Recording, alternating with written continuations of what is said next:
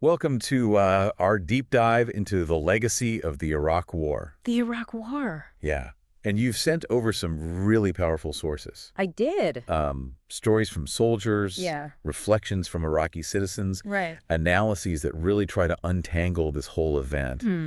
And what's really striking is how much it continues to shape our world today, You're absolutely right. even all these years later. We often focus on the immediate aftermath of these conflicts, Yeah. but understanding the long-term consequences is crucial, Yeah. especially for something as significant as the Iraq War. Yeah.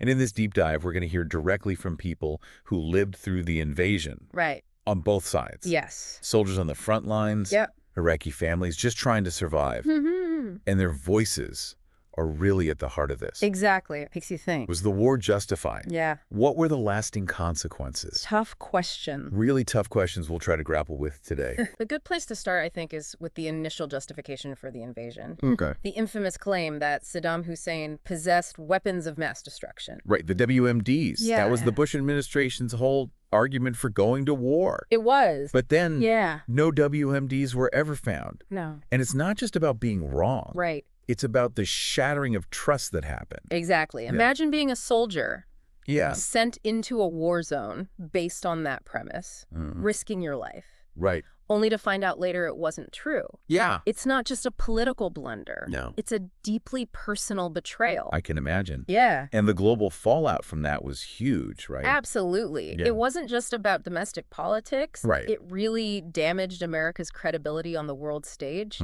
Allies questioned their alliances, Yeah. and it fueled anti-Western sentiment in many parts of the world. Yeah. This lack of trust has had a ripple effect on international relations ever since. Yeah. It makes you wonder about the long-term consequences of such decisions. It does. Speaking of consequences, Yeah. you shared a chilling account from an Iraqi citizen Right. in Baghdad during the initial bombardment. Right. And they talk about the constant fear, not knowing where to find food. Right. The city plunged into chaos. It's a stark reminder Yeah. that for those living in a war zone, Mm-hmm. the experience is visceral Yeah. and terrifying, Yeah. even if the war is framed as a liberation. Right. The impact on civilians is often devastating. Mm-hmm. What's interesting is that this particular account highlights the breakdown of essential services, Yeah. the lack of clean water, Wow. the struggle to access healthcare. It wasn't just about bombs falling. Right. It was about the collapse of everyday life. Yeah, that's a side we often don't see. Right. The erosion of just basic needs. Absolutely. And amidst all of that, it's surprising to find stories of shared humanity, Yeah. like that account from the U.S. medic Right. who tweeted an injured Iraqi man. Right. And he talks about how it really hit him. Yeah. You know, this was another human being, Right. not just an enemy. It's a crucial point. Yeah. War often relies on dehumanizing the other to make violence more palatable. Right. But moments like that where you see the individual, Yeah. the shared humanity, Yeah. it challenges those narratives. It really does. Yeah. It makes you think about the soldiers' experience, too. Absolutely. You know, they're carrying so much. Yeah. Especially when the justification for the war itself comes under scrutiny. You're right. To grapple with the moral and emotional weight of taking a life, only to later question the very foundation of the conflict. Yeah.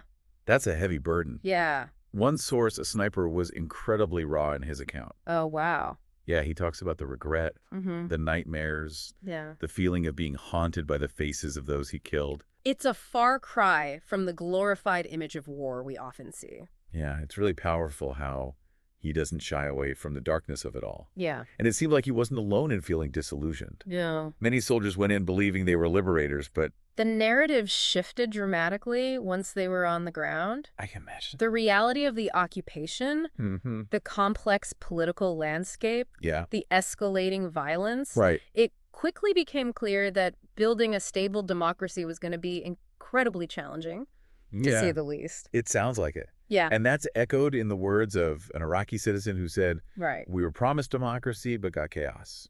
It speaks to that sense of betrayal, of Ah. promises made and broken. Yeah, and that feeling of betrayal is directly linked to what one soldier called the shift from being seen as liberators Yeah. to occupiers. It's a powerful observation. It wasn't just about policy decisions. It was about how they were perceived by the Iraqi people. The intentions might have been good, at least initially. Yeah.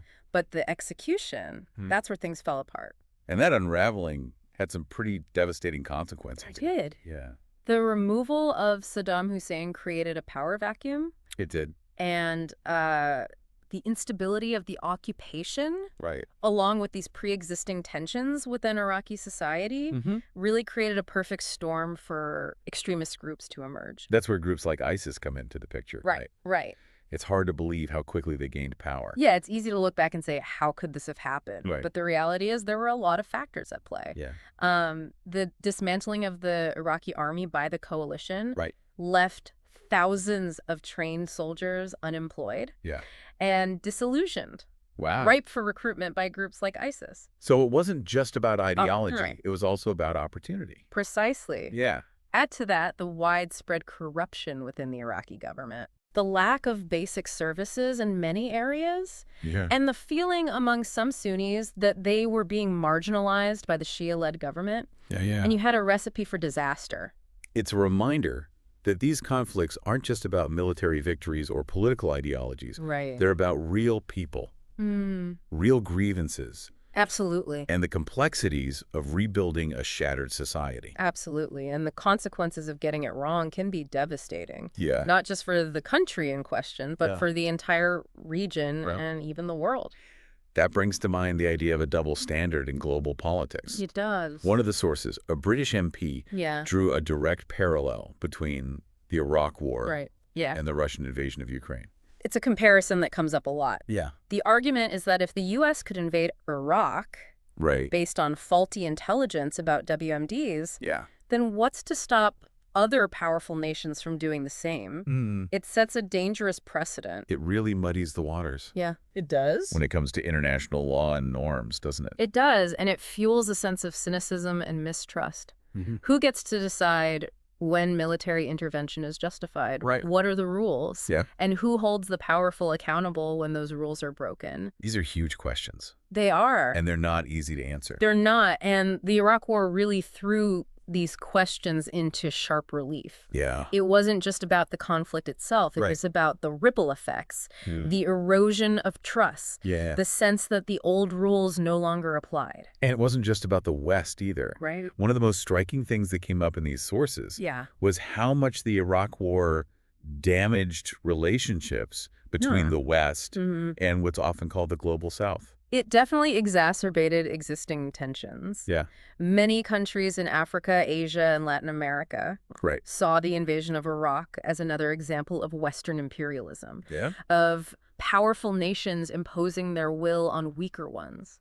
Even if they didn't necessarily support Saddam Hussein, they were deeply uncomfortable with the idea of the U.S. leading a regime change operation. Right. They saw it as a violation of sovereignty and a dangerous precedent. Yeah. And it fueled anti-Western sentiment. Wow. Which has had long-term consequences for things like international cooperation on issues like climate change and global development. So it's not just about the immediate cost in terms of lives lost and resources spent. No, it's not. It's about the long-term damage to relationships and global cooperation. Exactly. The Iraq War wasn't just a regional conflict. There was a global event with global repercussions. Yeah. And it's a reminder that the decisions made by powerful nations have consequences that extend far beyond their borders. We've talked a lot about the negative impacts of the war. We have. And rightfully so. But I'm curious, were there any positive outcomes that emerged from the intervention? It's a difficult question. It is a difficult question. And it's one that historians and analysts will likely debate for decades to come. Right. Some might argue that the removal of Saddam Hussein, a brutal dictator, was a positive development, regardless of the flawed process that led to it. I can see how some would view it that way. Others might point to the fact that Iraq, at least for a time, held democratic elections and had a chance to rebuild its institutions, however fragile those gains may have been. It's a complicated picture, isn't it? It is. Moments of hope and progress alongside so much violence and instability. It is, and I think it's important to acknowledge those complexities, to resist the urge to oversimplify. The legacy of the Iraq War is multifaceted. Yeah. With both light and shadow. It's a legacy that continues to shape the world today. It does. And it's one that we need to grapple with, honestly. Right. If we're going to make better decisions about war and peace in the future. You're right. It's a legacy that demands our attention, our critical thinking, Yeah. and our willingness to learn from the mistakes of the past.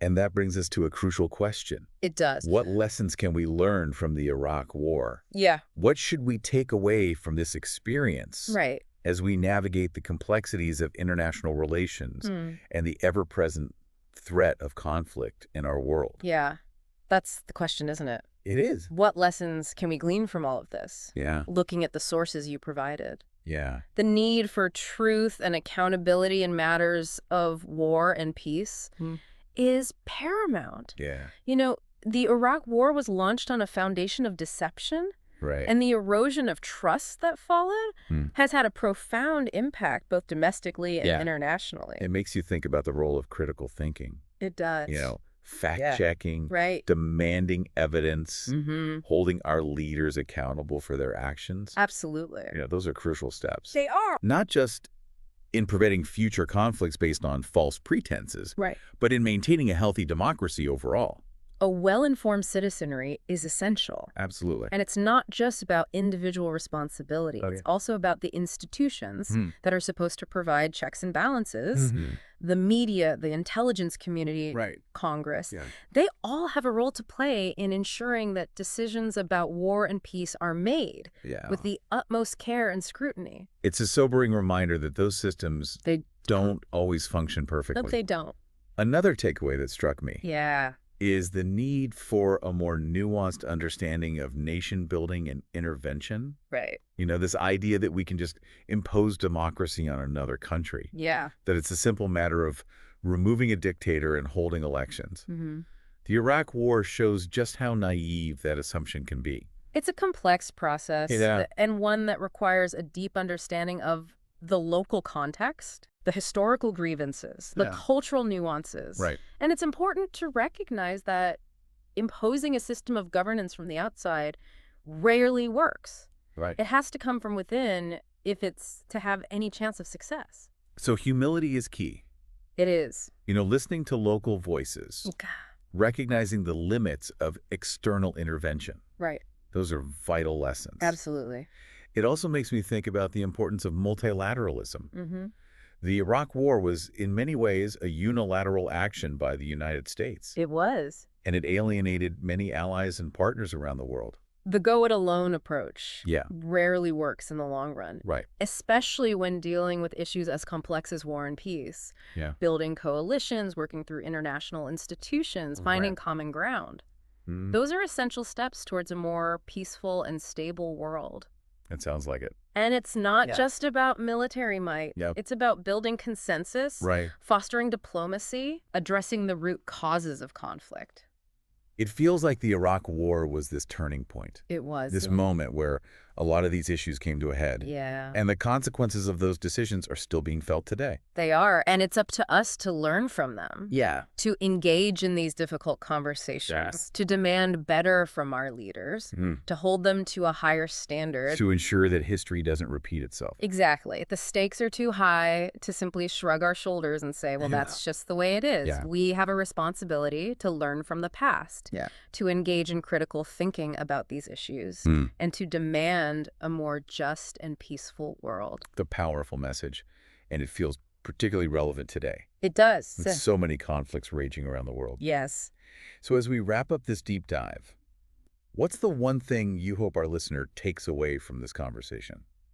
I think it boils down to this. Okay. The Iraq War was a tragedy on multiple levels. Yeah. But it also holds valuable lessons. Right. We have a responsibility to learn from those lessons, to engage in critical thinking about issues of war and peace, and to demand better from our leaders, to remember that war should always be a last resort, not a first option, because the costs are simply too high. Well said. And for you listening, we encourage you to continue exploring these issues. Absolutely. Read more about the Iraq War, engage in thoughtful conversations with others. Yes. And let your voice be heard, because these are conversations that matter. They are. And they're conversations we need to keep having. We do. Thanks for joining us on this deep dive. It's been a pleasure. Until next time, keep learning, keep questioning, and keep seeking the truth.